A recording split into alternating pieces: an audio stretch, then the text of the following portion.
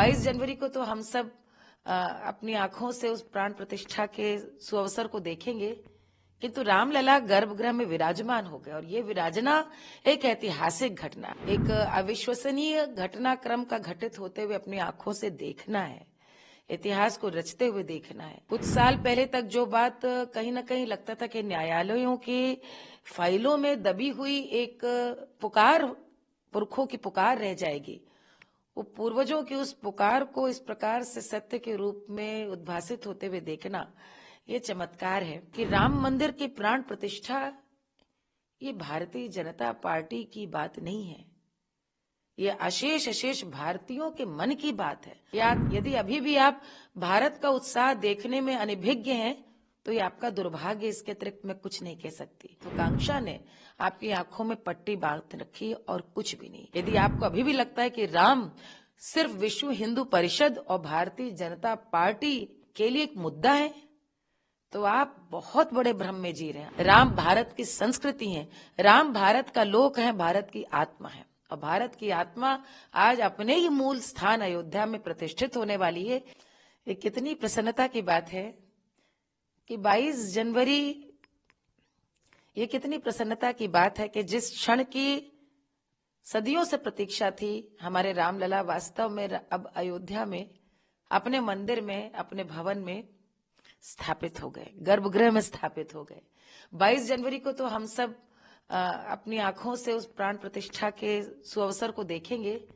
किंतु रामलला गर्भगृह में विराजमान हो गए और ये विराजना एक ऐतिहासिक घटना हमारे लिए तो आज प्रकाट्य हो गया भगवान राम का। ये बहुत बहुत युगांतकारी घटना है, ये एक अविश्वसनीय घटनाक्रम का घटित होते हुए अपनी आंखों से देखना है, इतिहास को रचते हुए देखना है। कुछ साल पहले तक जो बात कहीं न कहीं लगता था कि न्यायालयों की फाइलों में दबी हुई एक पुकार, पुरखों की पुकार रह जाएगी,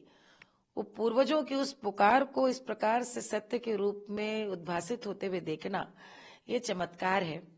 और चमत्कार के संग संग भगवान राम के जीवन से सीखा हुआ जो धीरज है, धैर्य है, जो प्रतीक्षा है, जो विनम्रता है, जो सत्य की विजय के लिए प्रार्थना और अपने समय के आने की प्रतीक्षा है, ये राम की ही विजय है। भगवान राम के जीवन से सीखा हुआ धैर्य जो हमारे पूर्वजों ने इतने सालों तक रखा, और बहुत बहुत ऐतिहासिक सुंदर दिन है। मुझे लगता है कि राजनीति एक बात है, आस्था और भारत की संस्कृति, उसकी प्रतिष्ठा एक बात है। मैं तो यही एक अनुरोध करूंगी कि जितने भी लोग राजनीति कर रहे हैं, मानती हूं कि राजनीति एक माध्यम हो सकता है आपको सत्ता में आने का, आपको वापस सर्वशक्तिमान बनने का, लेकिन ये न भूलें कि राम मंदिर की प्राण प्रतिष्ठा ये भारतीय जनता पार्टी की बात नहीं है, ये अशेष भारतीयों के मन की बात है। और यदि अभी भी आप ये बात नहीं समझ पा रहे हैं, या यदि अभी भी आप भारत का उत्साह देखने में अनभिज्ञ हैं, तो ये आपका दुर्भाग्य, इसके अतिरिक्त मैं कुछ नहीं कह सकती। जो लोग भगवान राम के 550 वर्ष के अपने पूर्वजों के संघर्ष के प्रतिफल के रूप में आज इस महान दिन को,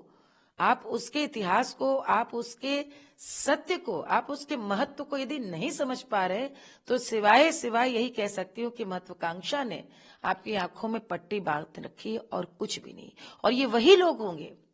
जिनके पूर्वजों ने संभवतः राम मंदिर के लिए न सिर्फ प्रार्थना की होगी, शायद आंदोलन में शामिल रहे होंगे, क्योंकि ये कोई 100 साल का इतिहास नहीं, ये 550 वर्ष का मीर बकी द्वारा भारत की चेतना पर कुठाराघात का प्रतिफल है। न जाने कितनी सदियां,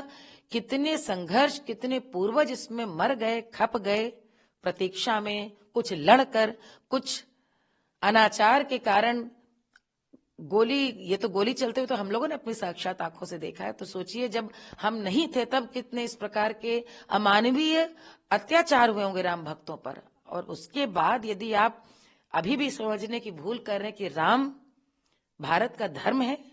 यदि आपको अभी भी लगता है कि राम सिर्फ विश्व हिंदू परिषद और भारतीय जनता पार्टी के लिए एक मुद्दा है, तो आप बहुत बड़े भ्रम में जी रहे हैं। आंखों की पट्टी खोलिए और अभी भी समय है, ये समझिए कि राम भारत की चेतना है, राम भारत की संस्कृति है, राम भारत का लोक है, भारत की आत्मा है। और भारत की आत्मा आज अपने ही मूल स्थान अयोध्या में प्रतिष्ठित होने वाली है। ये आने वाली पीढ़ी के लिए कितने बड़े आत्मसम्मान, आत्मगौरव की बात है।